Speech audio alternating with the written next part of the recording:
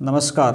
Rajesh sir classes में आपका स्वागत है। साइंस क्लास 9 चैप्टर 3 परमाणु एवं अणु पार्ट 1 में मैं परमाणु की परिभाषा, डाल्टन का परमाणु सिद्धांत, रासायनिक संयोग के नियम, परमाणु कितने बड़े होते हैं, परमाणु का द्रव्यमान जैसे महत्वपूर्ण टॉपिकों पर चर्चा कर चुका हूं। चैनल को सब्सक्राइब करके आप देख सकते हैं। इस वीडियो में तत्वों के प्रतीक, अणु क्या हैं, तत्वों के अणु, यौगिकों के अणु, आयन क्या होता है, जैसे महत्वपूर्ण टॉपिक पर चर्चा करूंगा। तो देखिए, सर्वप्रथम तत्वों के प्रतीक की परिभाषा। किसी तत्व के पूर्ण नाम के संक्षिप्त रूप को उस तत्व का प्रतीक कहते हैं। किसी तत्व के पूर्ण नाम के संक्षिप्त रूप को उस तत्व का प्रतीक कहते हैं। सर्वप्रथम प्रतीक के बारे में जो प्रयास किया था सर जॉन डाल्टन ने किया था। तो देखिए सर जॉन डाल्टन के नियम।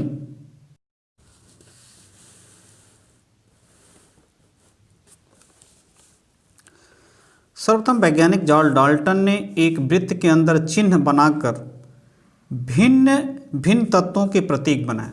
उन्होंने किया क्या, एक वृत्त बनाया और उसके अंदर चिन्ह बनाकर कुछ तत्वों के प्रतीक बनाए। तो देखिए, उन्होंने एक वृत्त बनाया, एक यहाँ पॉइंट बिंदु लगा दिया, उसे हाइड्रोजन कहा। एक वृत्त बनाया, उसे पूरा ब्लैक कर दिया, काला कर दिया, कार्बन कहा। एक वृत्त बनाया, एकदम वैसे ही छोड़ दिया, ऑक्सीजन। एक वृत्त बनाया, ऐसे चिन्ह बना दिए, तो उसको उन्होंने फास्फोरस कहा। इसी प्रकार एक वृत्त बनाया, उसको 4 भागों में उन्होंने बांटा, सल्फर कहा। वृत्त बनाया, आई लिख दिया, आयरन। वृत्त बनाया, सी लिखा, उसको कापर कहा। वृत्त बनाया, एल लिखा, उसको सीसा कहा।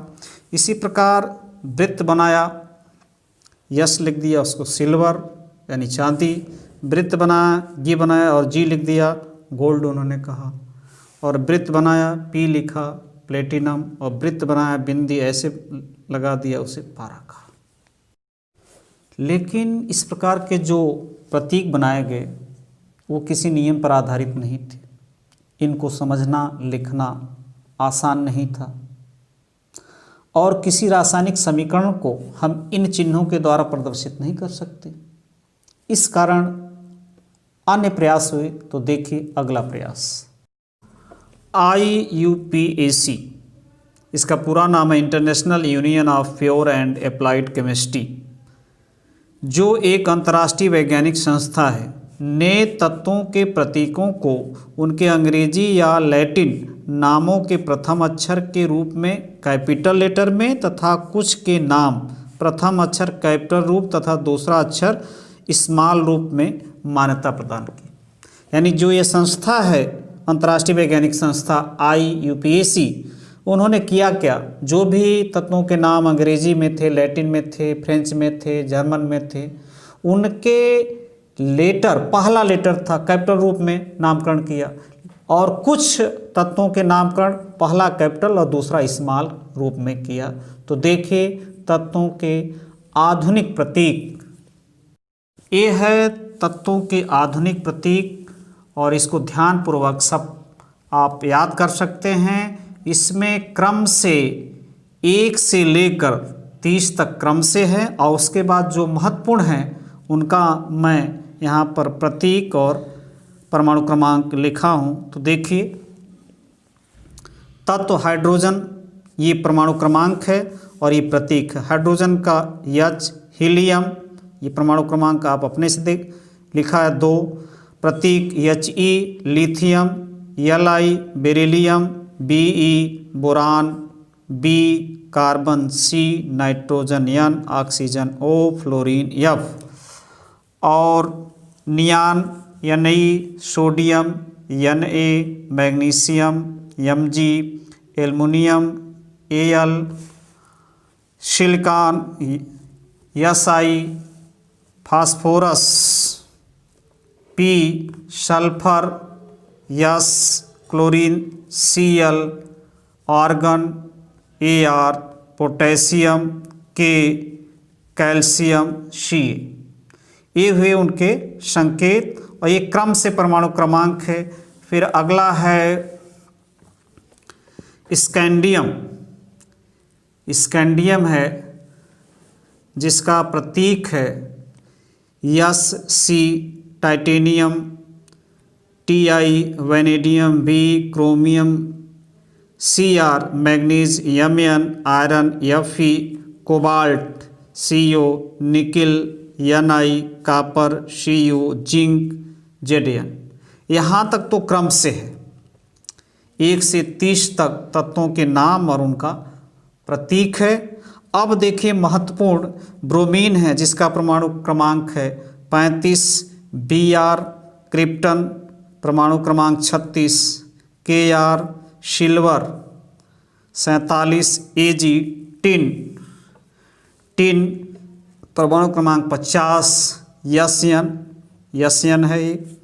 उसके बाद है एंटीमनी 51, Sb और आयोडीन है 53 परमाणु क्रमांक I। और उसके बाद है सीजियम 55, Cs। उसके बाद है बेरियम 56, Ba टंगस्टन 74, W और प्लेटिनम 78, Pt। ये सब महत्वपूर्ण है, आप याद कर सकते हैं। अब उसके बाद है gold 79, Au mercury 80, Hg lead 82, Pb bismuth परमाणु क्रमांक 83, Bi radon 86, Rn radium 88, Ra thorium 90, Th uranium 92, U। ये महत्वपूर्ण तत्व, उनके परमाणु क्रमांक तथा प्रतीक हैं। आप ये महत्वपूर्ण जो है इसको याद रखिए और आगे देखिए। अणु क्या है? अणु 2 अथवा 2 से अधिक परमाणुओं का समूह होता है जो आपस में रासायनिक बंध द्वारा जुड़े रहते हैं। अणु क्या है? 2 अथवा 2 से अधिक परमाणुओं का एक समूह होता है, ग्रुप होता है जो आपस में रासायनिक बंध द्वारा आपस में जुड़े रहते हैं। ये हुआ परिभाषा। अब एक परिभाषा और है, उसको भी देखिए। अणु किसी तत्व अथवा यौगिक का वह सूक्ष्मतम कण है जो स्वतंत्र अवस्था में रह सकता है तथा जो उस तत्व अथवा यौगिक के सभी गुणधर्म को प्रदर्शित करता है। अणु क्या है?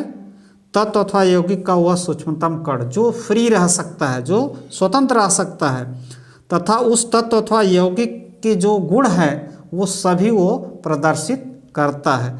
अब देखिए तत्वों के अणु। किसी तत्व के अणु एक ही प्रकार के परमाणुओं द्वारा बने होते हैं।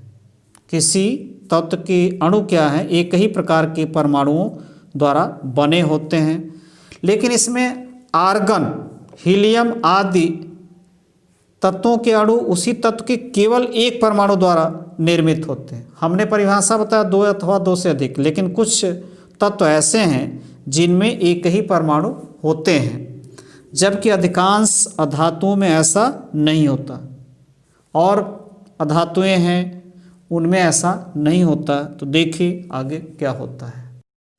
जैसे ऑक्सीजन अणु 2 ऑक्सीजन परमाणुओं से बनता है, इसलिए इसे द्विपरमाणुक अणु O2 कहते हैं। ऑक्सीजन अणु जो है वह ऑक्सीजन के 2 परमाणुओं से बनता है, इसलिए इसे द्विपरमाणुक अणु O2 कहते हैं। यदि यह 3 ऑक्सीजन परमाणु परस्पर संयोग करते हैं तो O3 ओजोन प्राप्त होता है। 3 ऑक्सीजन परमाणु परस्पर संयोग करते हैं तो हमें ओजोन मिलता है, जिसे O3। इसे क्या कहेंगे? त्रिपरमाणुक कहेंगे। इसी प्रकार नाइट्रोजन के अणु में 2 नाइट्रोजन परमाणु होते हैं अर्थात N2, इसे द्विपरमाणुक कहेंगे। अब देखिए परमाणुकता। किसी अणु की संरचना में प्रयुक्त होने वाले परमाणुओं की संख्या को उस अणु की परमाणुकता कहते हैं। यानी किसी अणु की संरचना में बनने में प्रयुक्त होने वाले परमाणुओं की जो संख्या होती है वही उस अणु की परमाणुकता कहलाती है। जैसे ऑक्सीजन अणु की परमाणुकता कितना होगी 2, ये 2 से बना है। ओजोन की परमाणुकता कितनी होगी 3, क्योंकि ये 3 परमाणुओं से बना है। इसी प्रकार नाइट्रोजन अणु की परमाणुकता क्या होगी 2, क्योंकि ये 2 परमाणुओं से मिलकर बना है। अब देखिए यौगिकों के अणु। भिन्न भिन्न तत्वों के परमाणु एक निश्चित अनुपात में परस्पर संयोग कर यौगिक के अणु का निर्माण करते हैं।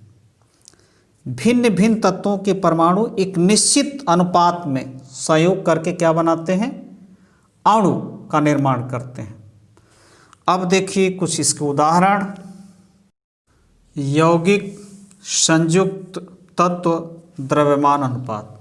यौगिक में पहला जल H2O, संयुक्त तत्व यानी हाइड्रोजन और ऑक्सीजन से ये संयुक्त होकर बनता है। द्रव्यमान अनुपात 2 संबंध है 16 और इसको 1 संबंध 8 लिख सकते हैं सरल करने पर। अमोनिया NH3 नाइट्रोजन एवं हाइड्रोजन के संयोग से बनती है। इसमें जो द्रव्यमान अनुपात होता है 14 संबंध 3। और कार्बन डाइऑक्साइड CO2 कार्बन एवं ऑक्सीजन के संयोग से बनता है। इसका जो द्रव्यमान अनुपात होता है 12 संबंध 32। अब देखिए जो हाइड्रोजन है उसका द्रव्यमान 1 होता है और ऑक्सीजन का 16, तो 2 हाइड्रोजन है तो 2 संबंध 16, ये जो सरल करने पे 1 संबंध 8। नाइट्रोजन 14 होता है परमाणु द्रव्यमान, हाइड्रोजन का 1 होता 3 है, तो इस नाते 14 संबंध 3 लिखा गया है। कार्बन का परमाणु द्रव्यमान 12 और ऑक्सीजन का 16 होता है, लेकिन 2 हैं, इस नाते 32 लिखा है। और इसको सरल करने पर 3 संबंध 8 आएगा। ये हुआ यौगिक के अणु। अब देखिए आयन। आयन एक आवेशित परमाणु अथवा परमाणुओं का एक ऐसा समूह होता है जिस पर नेट आवेश विद्यमान रहता है। यह आवेश ऋण अथवा धन होता है।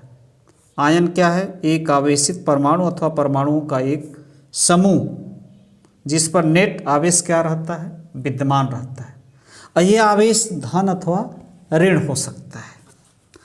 अब देखिए ऋण आवेशित आयनों को ऋणायन तथा धन आवेशित आयन को धनायन कहते हैं। जिस पर ऋण आवेश होता है उसे ऋणायन कहेंगे, जिस पर धन आवेश रहता है उसे धनायन कहेंगे। तो देखिए कुछ एग्जाम्पल हियर। सोडियम क्लोराइड, यह सोडियम धनायन तथा क्लोराइड आयन से बना होता है, तो इस पर धन और क्लोराइड पर ऋण। इसी प्रकार नाइट्रिक एसिड, पोटेशियम धनावेश और नाइट्रेट ऋणावेश। सल्फ्यूरिक एसिड हाइड्रोजन पर धन आवेश और यहाँ सल्फेट जो है सल्फेट आयन पर ऋणावेश। तो इस प्रकार आयन क्या है? परमाणु अथवा परमाणुओं का समूह। देखिए ये परमाणु है, ये परमाणु है और ये परमाणुओं का समूह है। नमस्कार।